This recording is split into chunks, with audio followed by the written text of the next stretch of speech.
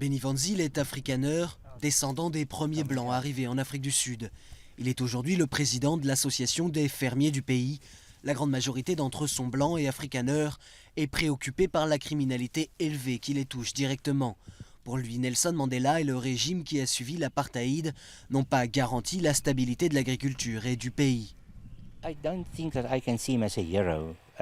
Je ne pense pas pouvoir le considérer comme un héros car il fait partie d'un groupe. Comme Mandela, tous les autres dirigeants de l'ANC contribuent à créer une politique qui, selon nous, n'est pas dans le meilleur intérêt de ce pays.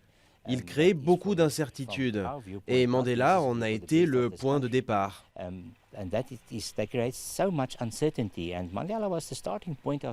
Une minorité d'Afrikaners a même décidé de se séparer du reste du pays. Ici à Orania, 1000 d'entre eux ont créé une ville autogérée, 100% blanche. Mandela y était venu en 1995 pour se réconcilier avec la veuve du théoricien de l'apartheid, Hendrik Verwoerd. Mais pour eux, l'ex-président n'est pas non plus un héros. Nelson Mandela is a complex figure with quite a Nelson Mandela est un personnage complexe avec une longue histoire, dont certaines parties peuvent être vues plus positivement que d'autres.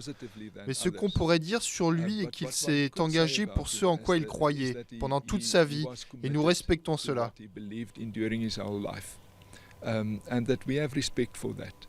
Accusé d'être un terroriste par le pouvoir blanc pendant l'apartheid, Nelson Mandela, président, a particulièrement cherché la réconciliation. Une démarche qui a évité de nombreuses violences à son arrivée au pouvoir. Aujourd'hui, presque 3 millions d'Afrikaners vivent toujours en Afrique du Sud et la majorité soutiennent son combat.